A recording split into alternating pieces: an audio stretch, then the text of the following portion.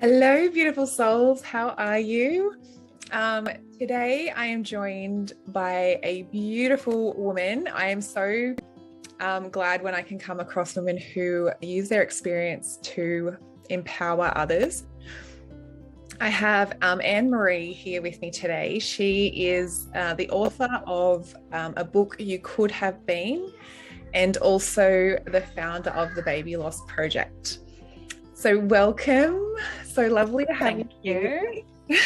Thanks for having me. That's all right. Yeah, over to you. Do you want to give us a little bit of an introduction, sort of who you are, how you sort of came to do what you do? Sure. Yep. So, where to begin? I'm a qualified social worker, and I was actually working in the space of grief and loss with young people when my husband and I had our first son, who was stillborn in January 2015. And we've since gone on to have two other beautiful little boys who are aged 4 and 1. So we've been very lucky. But in speaking about Xavier, our firstborn, we fell pregnant really easily and had a really smooth pregnancy. Everything was going really well. I was healthy, all the checkups were great, and then about 6.5 months in to the pregnancy, I noticed that the baby wasn't moving around as much as normal, and I sort of told myself that, oh, he's just running out of room in there, because I believed that myth that floats around, which is in desperate need of being debunked. And so I didn't sort of rush off to the hospital or anything right away, because I didn't know.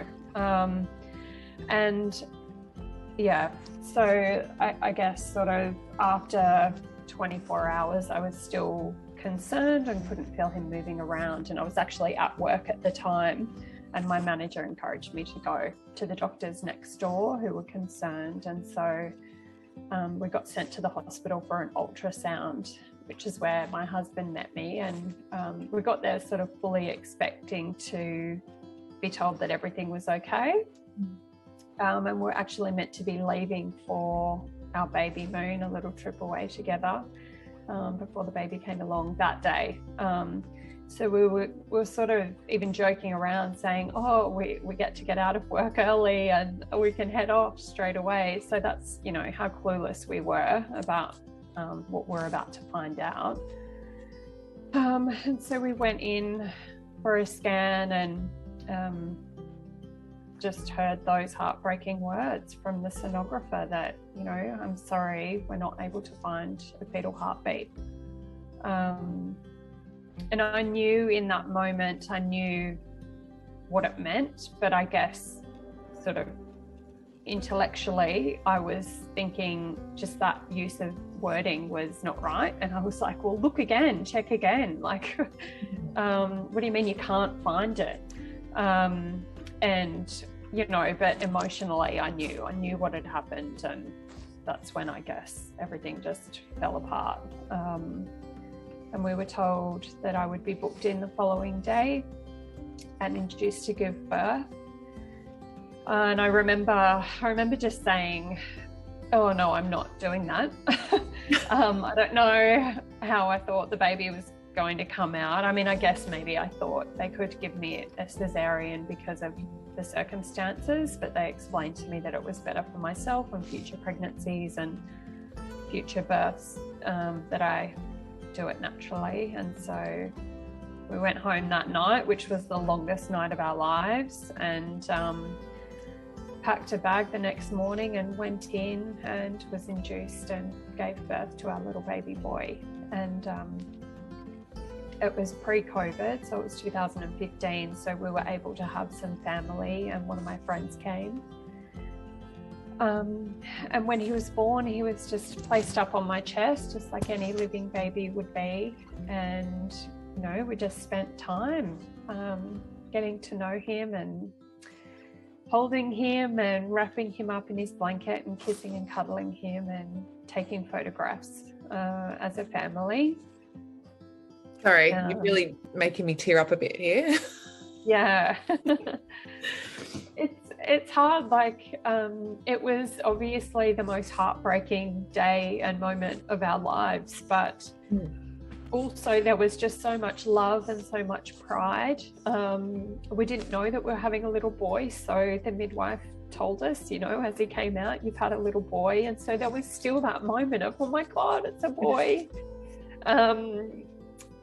But you know, he couldn't stay. So yeah, it was a really special time spending time with him, but obviously, you know, absolutely earth-shattering. And yeah, you know, instead of sort of bringing our baby home, we left the hospital with empty arms and began the process of planning a funeral, which is just an incredibly jarring experience. You know, literally one day you're pregnant and excited about bringing your baby home, and the next day, I remember it felt so surreal just sitting in this golf cart being driven around the cemetery across to the baby section to pick out a plot for our baby. Yeah, so I guess after the funeral and all of that was sort of organised and over, it's then kind of you shift your focus to, okay, well, what now, and how am I going to live my life after this, because it feels like your whole world is shattered, really. Yeah, absolutely. Yeah.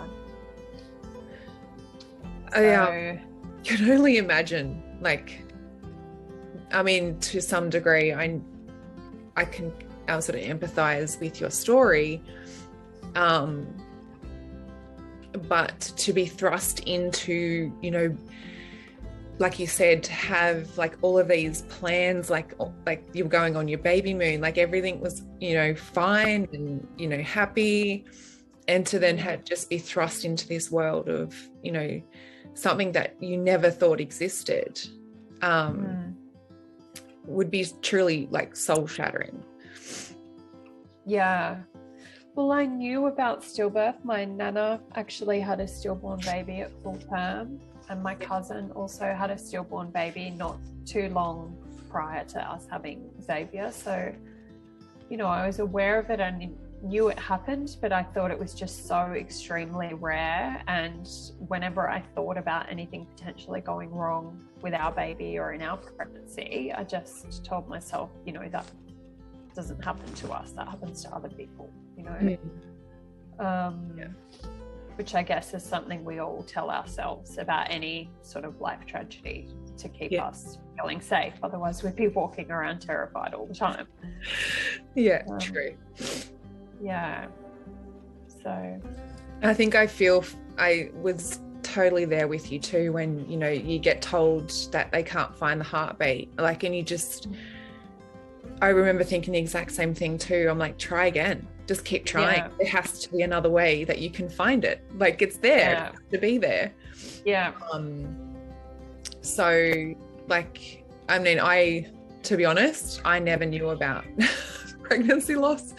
I think I might be one of those ones that kind of live under a rock a little bit, but it's not like it's readily available information that you are told. When you're in school, you get told that, you know, to have safe sex, and if you don't, you're going to fall pregnant. They don't tell you anything else. So you sort of grow up thinking, oh, well, I'll have sex and I'll fall pregnant and I'll have a family. Like, this is what I want. So this is how it's going to happen. And when it doesn't happen that way, like, what the hell? Like, the whole world literally is turned on its head, because everything you believed up until that point was almost like, well, what was the truth? Like, or, you know, it felt like a lie. Yeah, and that's, I think, why it takes so long to readjust to your new life after loss, because we all go through life with our belief systems.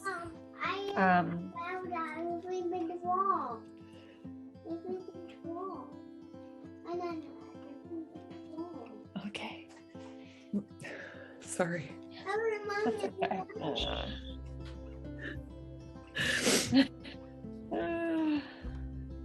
Sorry, as you were. That's all right.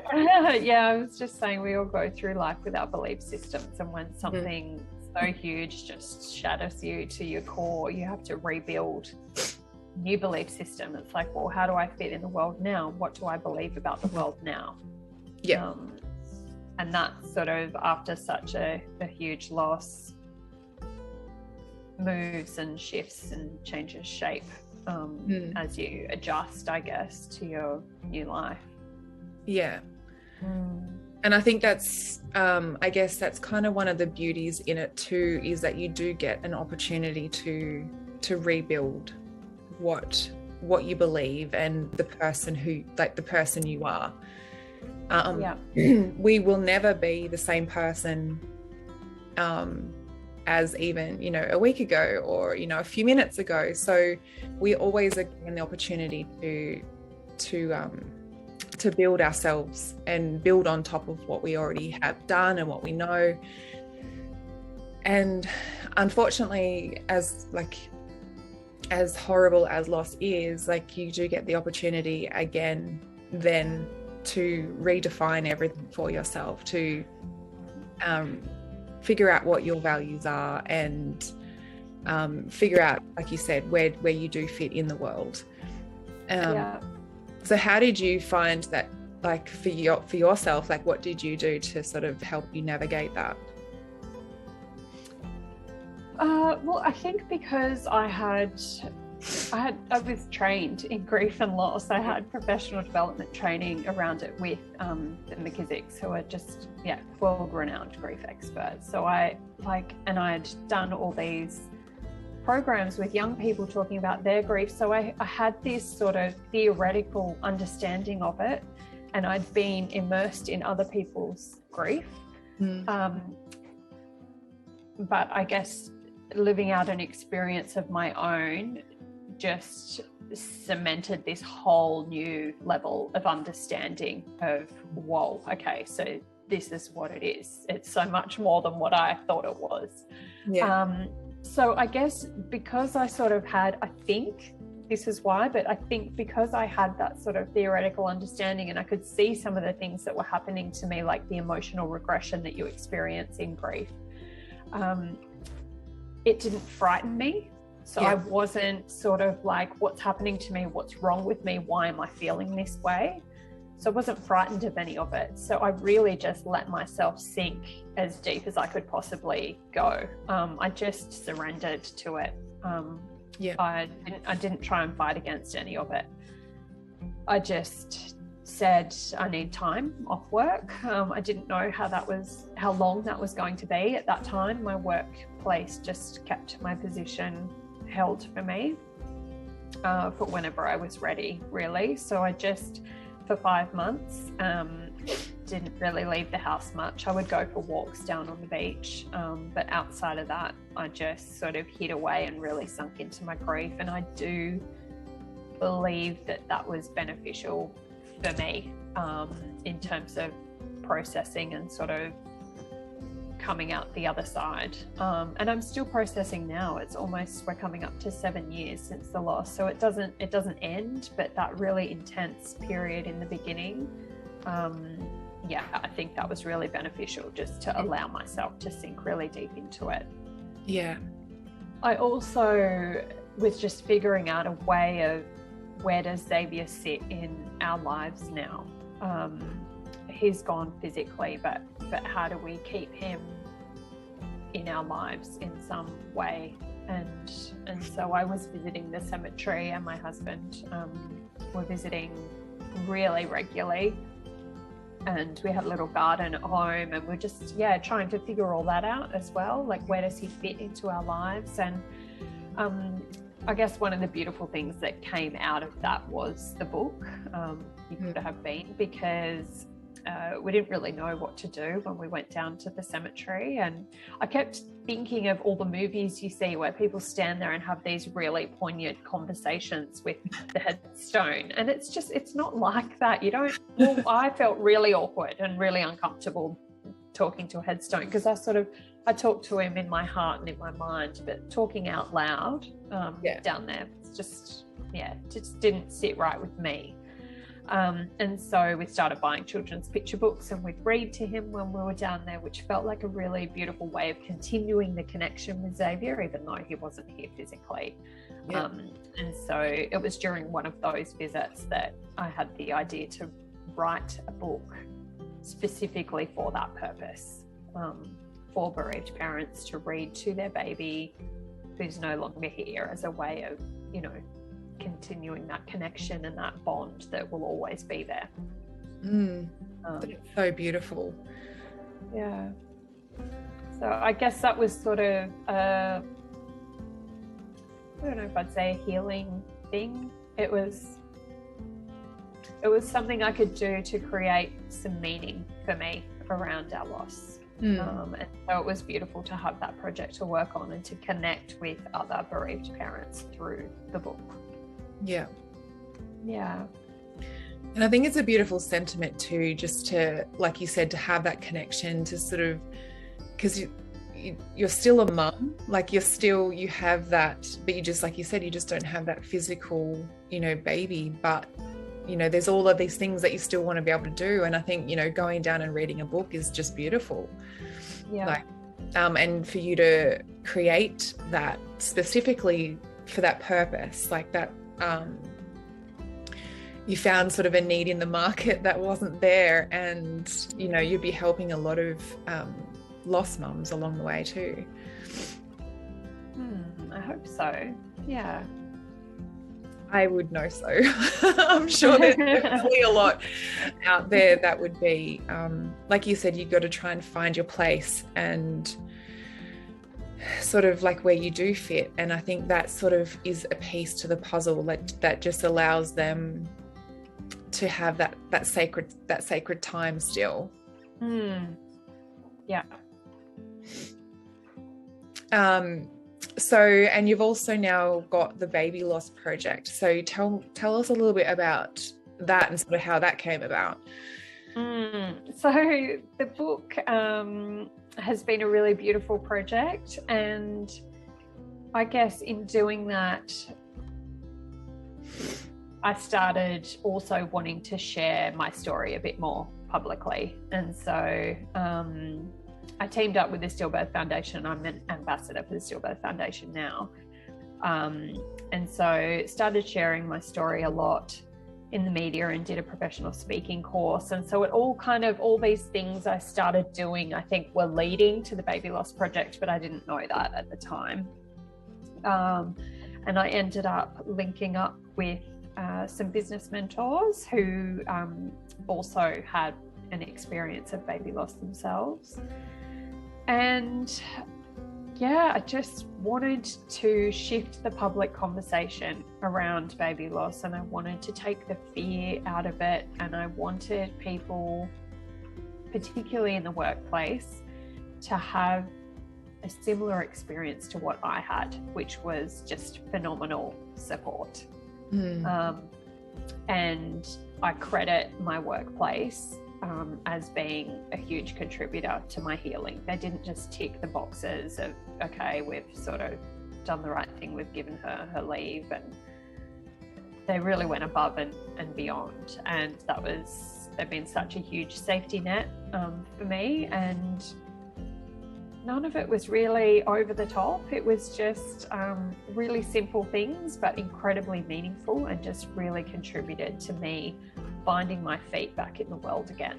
And so, I guess together with my mentors, we came up with this concept of doing the workplace training so other people can have similar support, because it's a really daunting and scary thing going back into the workplace after your baby has died. The last time you were there, your baby was alive and you were excited and things were all going well, and then you step back into that space. And if the people in that space don't know how to talk to you about it, and don't know what your needs are,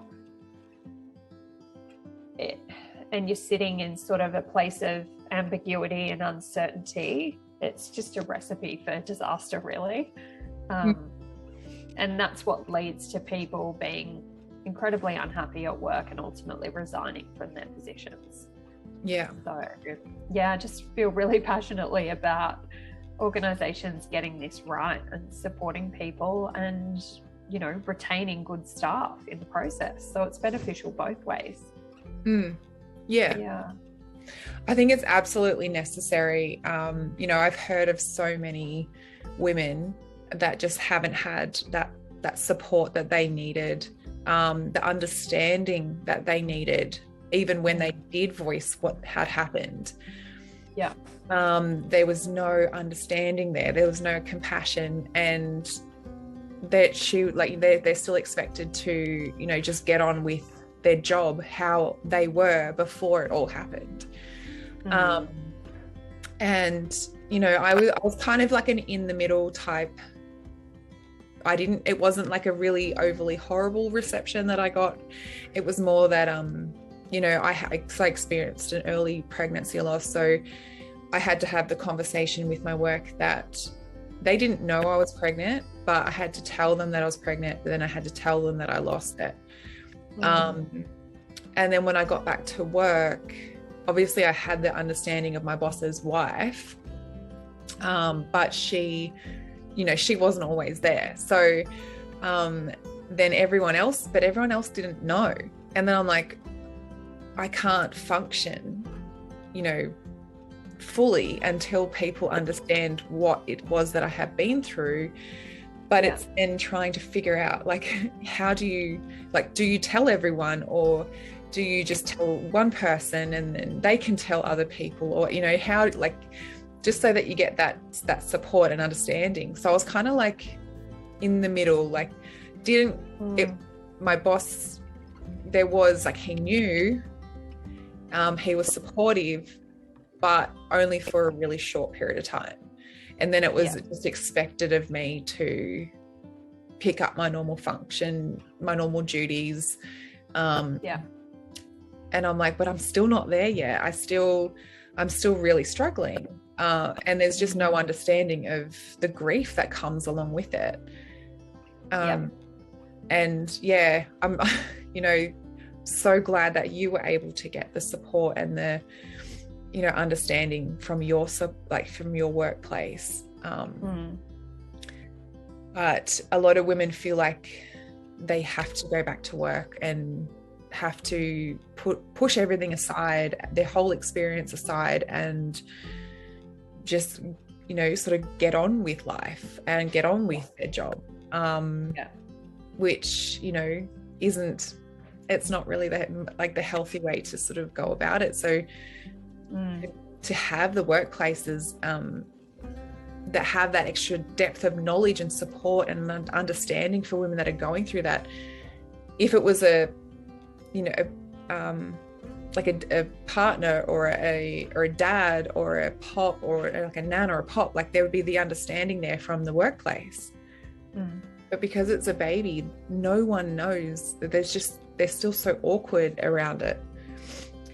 Yeah, well, it's a disenfranchised grief because there's the extra level of, well, it's still taboo. And like even the 12-week rule around, you know, you said nobody knew you were pregnant. And that's, you know, that's an individual preference if you want to share your pregnancy earlier or not. But I think many people, and I certainly did, just abided by this 12-week rule of you don't tell people before 12 weeks because that's the rule, you know, for no other reason. But that's what leaves a lot of women who experience early pregnancy loss suffering in silence because nobody knew in the first place.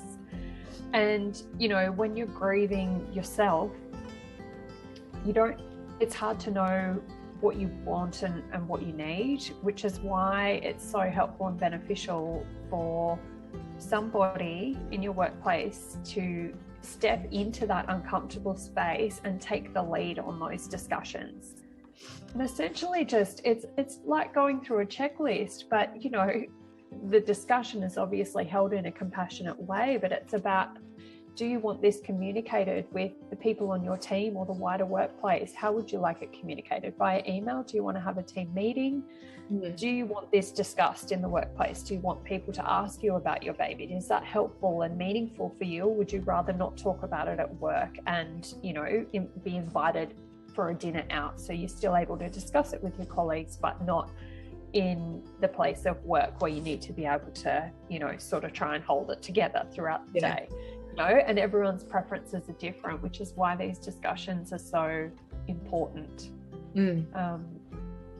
Yeah. And I guess, I mean, I was in a very unique position in that I was working for a charity that supports young people living with cancer. So, I mean, their depth of knowledge and emotional intelligence is, you know, already there. So they knew what to do.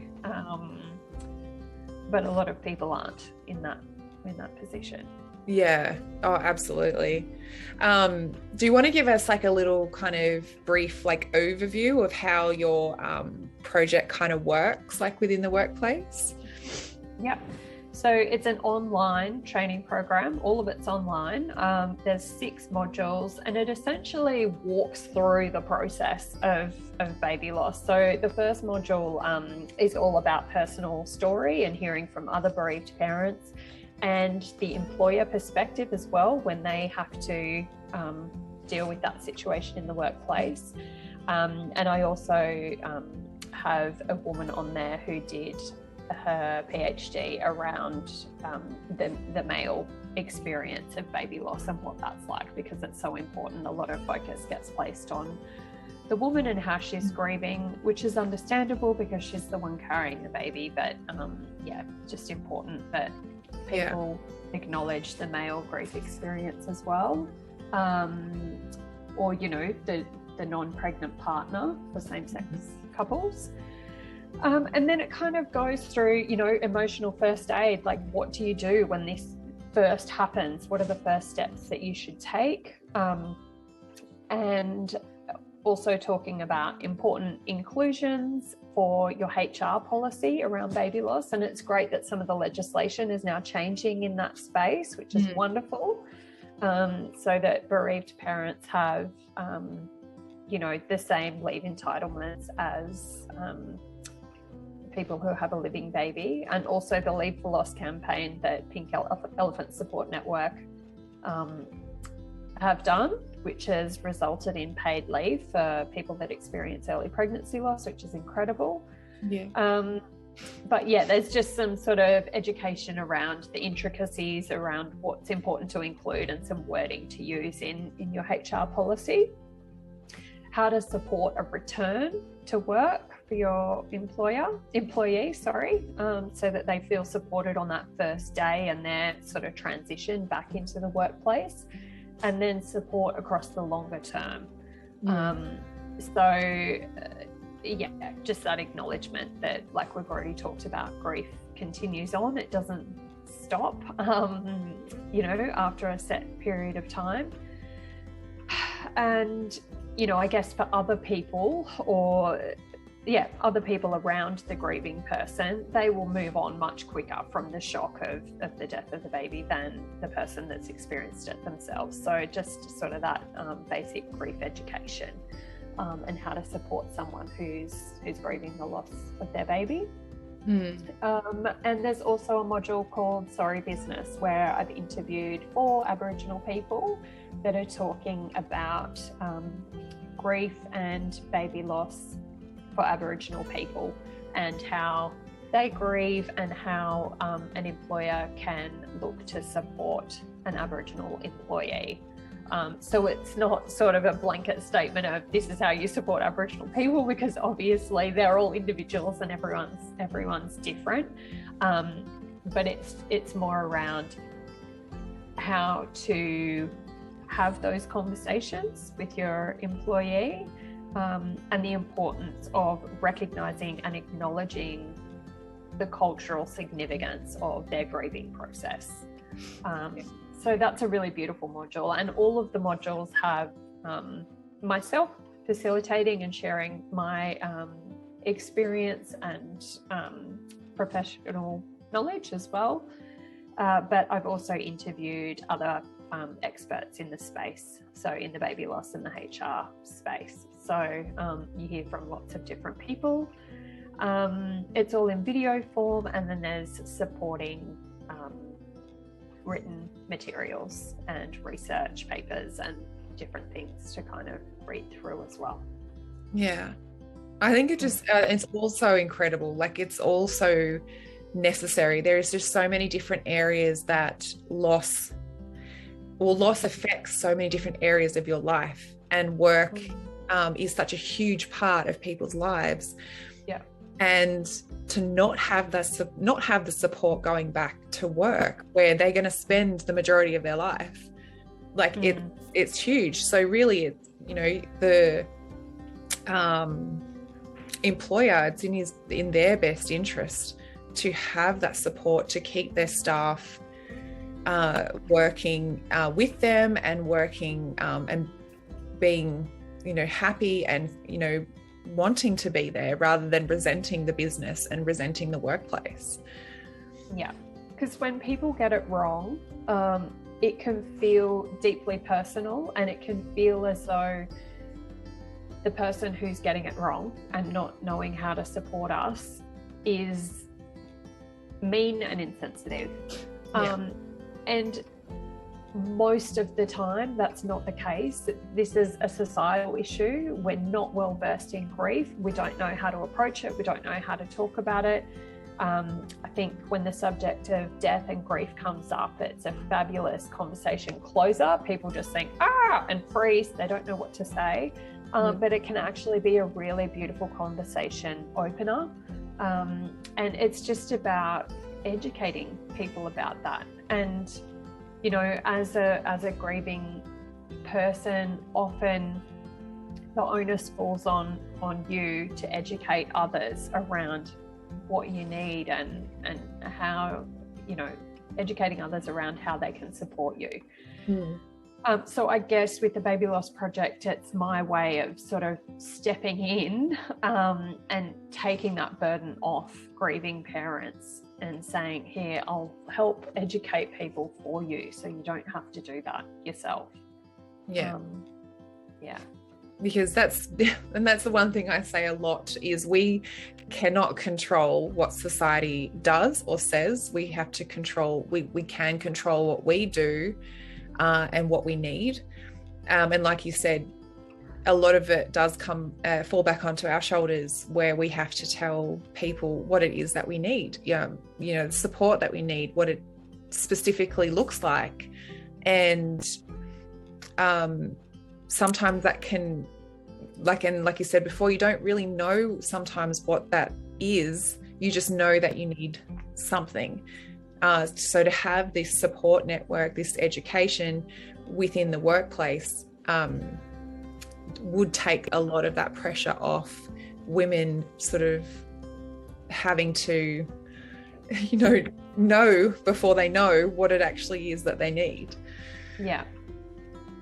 Yeah, I mean, we don't want grieving people to be in a position where they're having to advocate for their own support needs from their organisation. We want the organisation to know what to do, and to step into that space and be that safety net. And sort of just, I guess, when you're deep in grief, everything feels so out of control, and you just feel like you're falling and you're not on solid ground. So to have someone to step in and just hold that space, so you feel like someone gets it, I'm safe here, I'm held, you know, even if the workplace isn't able to provide top tier HR policy in terms of the leave provisions. If they're able to still step into that space and have open and honest and compassionate conversations about it, that's still going to go a hell of a long way. Yeah. I think what it comes down to is, you just want to know that where you are, who you're speaking to, is going to really listen to you and understand you. They don't have to know what you've been through. They don't have to have experienced themselves, just to know that you are going to be heard, and have someone that you can voice that to. So I think that in, just, basic level stuff, that just to have that person within the workplace that can step in and go, well, hey, I'm open to listening to you and hearing what it is that, what's happening. And for them to have that bit of education as well, to be able to know sort of what the next action steps are and, what they can do to help support the woman. Absolutely. Yeah. It's just sort of holding their hand throughout the process. Like, let's make a plan together. What's going to be hard for you at work? How can we try and eliminate some of that hardship and, support you through that? Yeah. And work them back up to what their full duties were, but sort of being able to ease them back into the workplace, not just, here you go, do your thing. This is what you're paid to do. And they're not going to function that way. Yeah, absolutely. Well, I absolutely love everything that you are doing and everything that you have created. That's why I wanted to reach out to you and do this interview, because I was just, women being able to use their story and be empowered in their story to be able to, help guide and support other people through it, and lightening the load of anyone else that has to go through that. If you're able to do that from your own experience, that's pretty incredible. So thank you. That's all right. And I'm going to be, watching your story and shouting your project from the rooftop, because I think it's something that absolutely needs to be implemented, and something that I'm hoping that, for future generations to come, it's actually going to be the standard. Yeah, absolutely. I think it's a process now of helping people to understand the urgency around it, with the rates of, early pregnancy loss and stillbirth, neonatal death being so high in our country. This isn't a niche subject. It's just a really taboo one. So I think it's about helping people to understand that this is a priority. It's important to step into that space and have that knowledge before this happens in your workplace, so you're prepared and ready to go. Yeah, absolutely. And like you said, before it happens, because the thing is too, there is such a high percentage of women that won't actually tell anyone that they have lost their baby. So there is a lot of women that are needing the support and the understanding, but can't actually physically voice it to anyone. So they could already have women in their workplace that have experienced loss and not probably even known about it. So the sooner that we can get employers to implement this, then it's going to be so much better for their staff long term. Like you said, it is a long-term thing too, because it's not just, I'll support you for a couple of weeks and then you'll be done, you'll be good. Yeah. So, I think it's an amazing thing that you've prepared it for it to be a long-term support for the staff as well.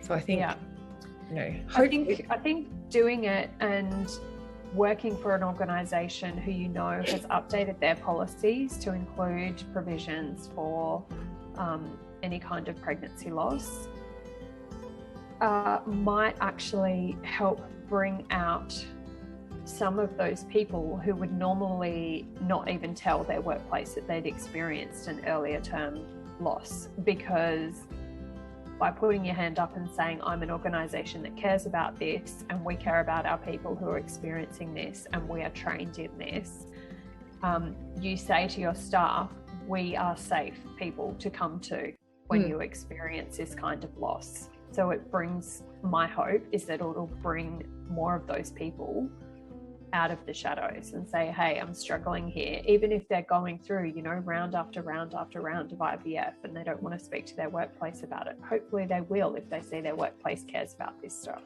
Yeah.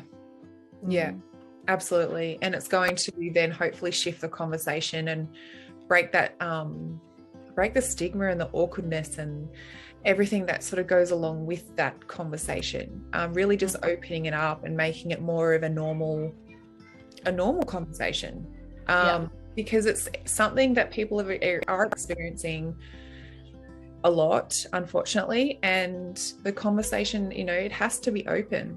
There has to be people talking about it. And like you said, to have a business that that is trained in it, that has that the policies that can have that support and understanding, like it'll be huge for women moving forward.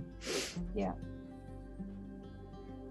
It's just amazing. Like, I love how that's where your thought process went, and it's absolutely something necessary for the world moving forward with anyone having to experience this. Yeah, thank you. That's all right. Where can so whoever's been watching this, where can they find you if they want to learn more about you? babylossproject.com. So there's my story there. There's information about the book and the background, and links to purchase the book, and all about the training program, and the purchase of the training program. It's all in one place on my website there. So that's a place to go. Yeah, no worries. I really just want to thank you again for sharing your story and being open and vulnerable in sharing your story. I know that it's not always easy. Some days you can tell your story and you'll be fine, and some days you're a blubbering mess, like it made me today. I just want to thank you for being vulnerable and sharing that and what you've created out of it. Yeah. Thank you so much. That's okay. So head over to her website if you want to learn more.